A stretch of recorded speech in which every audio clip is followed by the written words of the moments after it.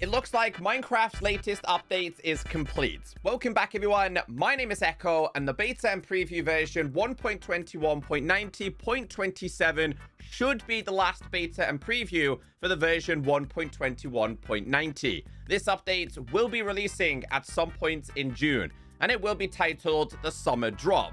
Now, we are expecting vibrant visuals to be a part of this update, although it's not 100% confirmed. This is a very small beta and preview, but we do have some important changes, so let's get into this. I've noticed over the last couple of betas, if you want to access vibrant visuals, you have to do it on the main menu. Previously, you could go into settings, scroll down to video, and scroll down to the bottom and change it in here. As of right now, it's completely grayed out. If you were on vibrant visuals, you would have it active. If you're on simple, it would be active. If you have it on fancy, it would be active. For some reason, in the latest versions, it's no longer possible. You have to back out. Now you have to go to the main menu, tap on settings, go down to video, and then you can alter it. A very strange change. I'm hoping it's actually a bug. I'm not quite sure what happens, but I'm currently invisible. So many bugs. This is why I'm questioning, is it actually going to be releasing next month? Anyone else had this issue in the latest beta and preview? Please let me know. Lucky enough, in today's video, I don't need my character for these changes. Getting into the features and bug fixes. Starting with graphical. Fixed ambient lighting levels in the nether in vibrant visuals. Let's check it out. Now, there wasn't any specific details as to what they changed, but if I remember correctly, it was either too light or too dark inside of here. So what they have done is now balance that a little bit more. Also, what I will say is I think the lava looks a lot better now. One thing I've also noticed is if you go to a biome like the soul sand or the wastes, it's definitely a lot more darker and gloomier, a lot more fog going on compared to if you were inside of just a regular nether waste. So, yeah, a few changes there. Obviously, we are inside of the soul sand here. I'm trying to find just a generic kind of wastes biome to see if there's much difference in color. Yeah, you could definitely see a difference in color here.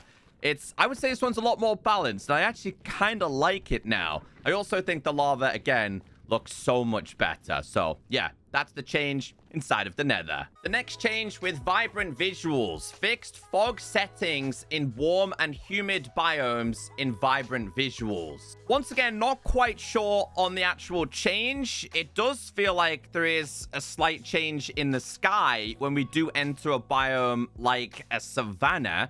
Obviously, the latest technical update changes are now giving more biome powers, which means if you were to go to the likes of Pale Garden, it is dark and gloomy. We did go over that last week. So the sky definitely does feel a lot more humid here, which I think is a nice touch. I want to see if that's going to be the exact same in something like a mangrove swamp or a regular swamp. I'm trying to keep an eye on the sky because when you do enter these specific biomes, that's when things slightly change. This one feels not as humid, but it's also slightly changing because I imagine this is like really hot and humid, insects flying around your face and things like that. Don't get me wrong, at this time of day, the mangrove swamp with vibrant visuals looks absolutely awesome. Now, of course, this is the default vibrant visuals. He's having a really good time over there. When it comes to custom packs, they will also have the ability to completely alter this as well. Good news, Android players, vibrant visuals is no longer tinted green on Android devices. We have a bug report. Now, I know a lot of you encountered this over the last couple of weeks. In fact, everyone was posting pictures saying, "Hey, Echo, why is my game green?" This was an issue. It's now been resolved. If you're on Android, please could you confirm this in the comments. Now, this one is quite up for debate. They said temporarily reverted weather-related changes to the sky color in vibrant visuals, while some issues are sorted out. I just want to show you something that ToyCat posted. He said, here's a comparison of rain before and after the changes this week. I'm a big fan of them removing the weather-related fog, honestly. Now, I disagree. I really like this style. He prefers this because you can see a lot more and the rain isn't as demanding and it's not as strong. But I like this. I think it adds a really cool ambient effect. So my question is, are you team fog or are you team no fog? Let me know in the comments section. But again, this is a temp change. So if we set it to rain and go back to this swamp now, you'll kind of see that any form of fog has now dwindled away and you can kind of see through it. Unfortunately, I can't show you what it looks like with fog on because it's currently been turned off. Don't get me wrong, though. I do like the atmosphere right here, but I just think the fog offers a little bit more ambience. This week's fixes with items. They resolved an issue that caused items held in hand to not animate properly. We have a bug report. Carried items like the compass and clock do not render direction/time in hand, and we do have a short video here. And you'll see with this user, it shows it's working in the hotbar, but when you're holding it, it doesn't actually move, and they're all facing down. That's been fixed. And we can actually test this for ourselves. So it actually works inside of the hotbar, but when we're holding this now and we continue to move, it's now been fixed. Moving on to the changes with mobs, they said updated Ghastling speed to slow it down. Chill, friends. You have time to take in the sights. So your little Ghastling now will not zoom around and will actually enjoy the experience. I absolutely love the Ghastling. I'm kind of devastated we can't keep it in this state.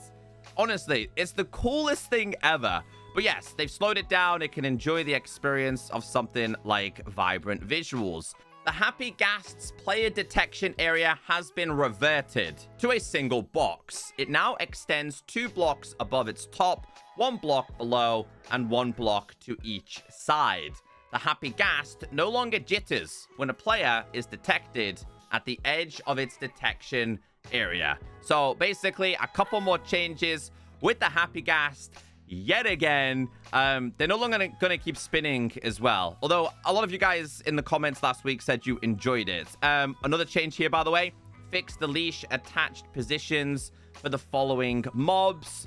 And it does say that was the LA, Glow Squid, Ocelot, Parrot, Snow Golem, and Squid.